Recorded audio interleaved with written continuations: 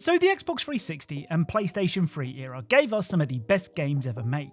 But it also gave developers the freedom to include details that were completely unnecessary, incredibly easy to miss, and sometimes completely unhinged. These games reacted to things that most players would never even think to try.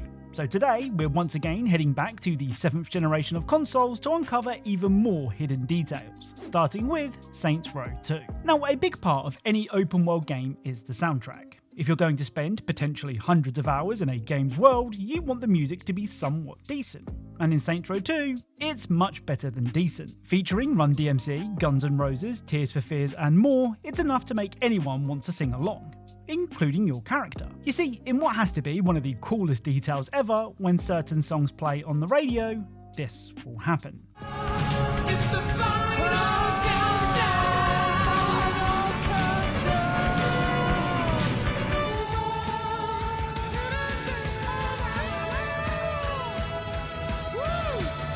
I mean, don't get me wrong, he's not winning the X Factor anytime soon, and I'm pretty certain he doesn't know the lyrics. But still, it's something that I don't think I've seen another game recreate. Speaking of open world games with excellent soundtracks, up next is Grand Theft Auto 4.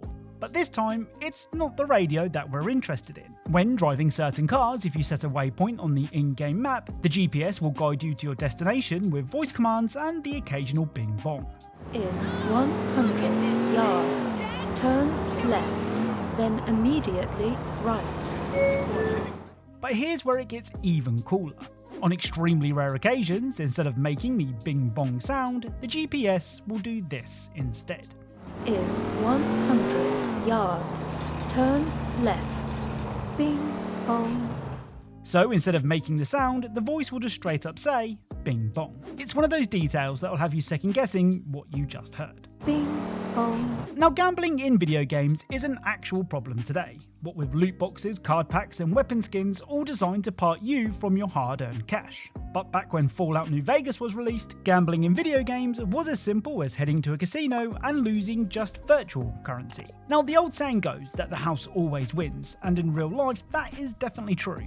But in New Vegas, you can swing the odds so heavily in your favour that the house never wins. If you have a high enough luck stat, then it's almost impossible to lose a game at the casino, which as you can imagine gets you a lot of cash, but also a lot of unwanted attention. Now, to begin with, the casino floor manager doesn't seem upset about your lucky streak, even offering you a gift so that you keep gambling. I mean, he's not really being nice, he just wants you to stick around so that they can win their money back. Well, if you continue to win, the next conversation won't be so friendly.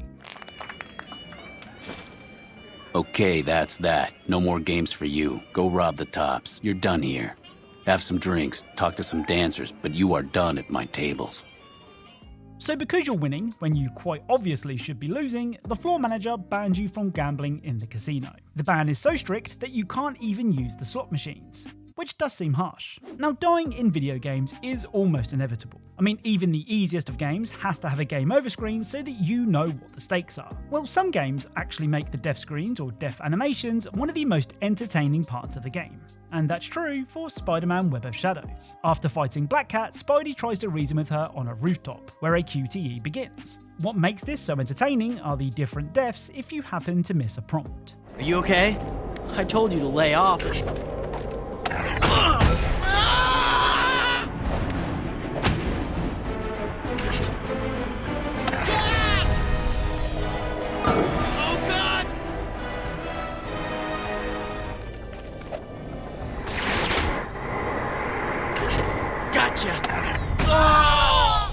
Thankfully, QuickTime events are basically non-existent in games today, but if they were all like this, I wouldn't mind seeing them again. Oh, and speaking of amusing QTE deaths, next up is Battlefield 3. Now, I'm guessing that a lot of you skipped the campaign of Battlefield 3 in favour of multi-hour sessions of Operation Metro 24/7.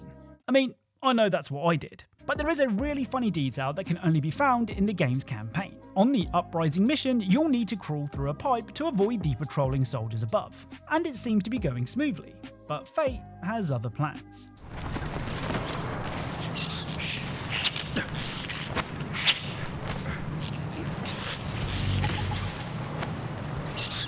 The PNR is reaching out with catastrophe help to all American soldiers.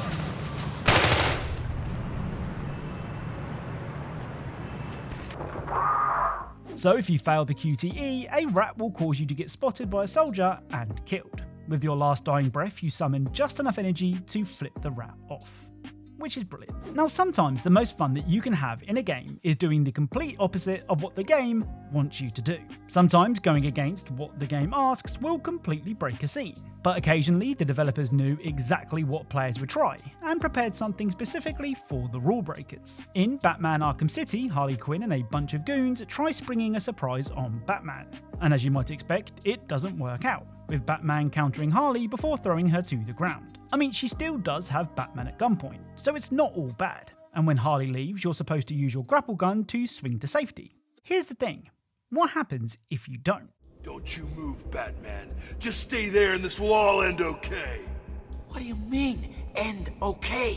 She left us alone with Batman. Keep it together, he's ours. What's he gonna do? Good point. I mean, it's not like he has a reputation for breaking free of traps and smashing people's faces. Oh no, that's right. That's exactly what he does. I said stay calm. I got a gun pointing at his damn head. What's he gonna do? Oh, I don't know. Throw a smoke bomb, break your face, and string me up from the ceiling? How's he gonna do that? He can't do that, can he? I thought you said we were in control. I did. I mean, we are. Look, there's 4 of us, just 1 of him. I saw him take out 10 people back at the asylum. Would you just shut the hell up? Okay, new plan. We kill him now. What? Yeah, let's do it. Okay. 1, 2... Are you sure? Won't Harley be pissed? Why should she care? 1, 2... Do we shoot on 3? Yes, on 3! Like 1, 2, 3, shoot! Okay, let's just get it done. This is freaking me out. Good. Now, 1, 2, 3, kill him! So after some confusion around if or when to shoot, the goons do kill Batman. But the fact that this dialogue was recorded for players who just stood there is really cool. Now, Dead Space 2 constantly tries to make you question what is real, and it does that whilst throwing some of the ugliest creatures in all of video games at you. But one particularly unsettling moment makes it feel like the game is watching you. Or more like the game knows that you're watching it. You see, when you reunite with Stross, he suddenly claims that somebody is staring at him. Hey, you made it. He's staring at me, Isaac. Stross, through the holes in his head. Listen to me. Stop staring at me! Stop it! Relax! Isaac, we have to get out of here. So Stross claims that someone is staring at him, before looking directly at the camera and yelling, "Stop staring."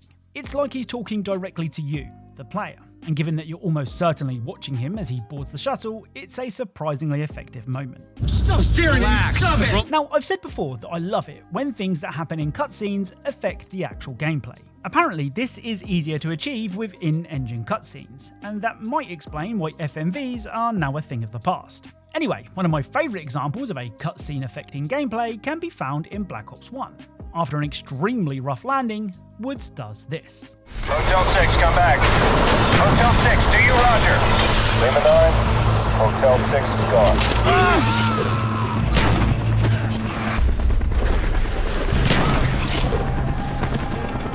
Here, Spass 12, hold your incendiaries.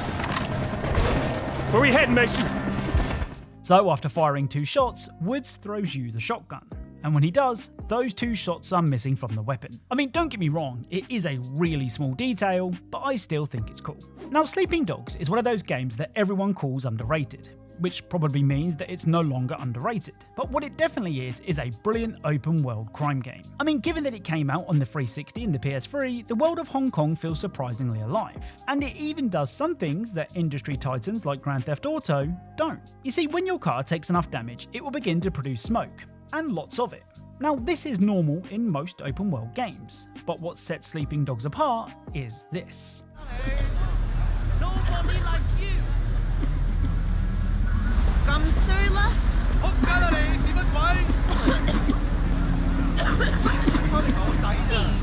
So the passerby will actually react and cough to the smoke coming from the car. Like I said, I'm pretty sure I've never seen this in any GTA game, and I don't know about you, but I think it's really impressive. So there you have it. You don't need to go and spend ridiculous amounts of money on brand new consoles and games. You can spend a slightly less ridiculous amount of money on games that have aged like fine wine. If you enjoyed this video, then a like is appreciated, and I'll speak to you all soon.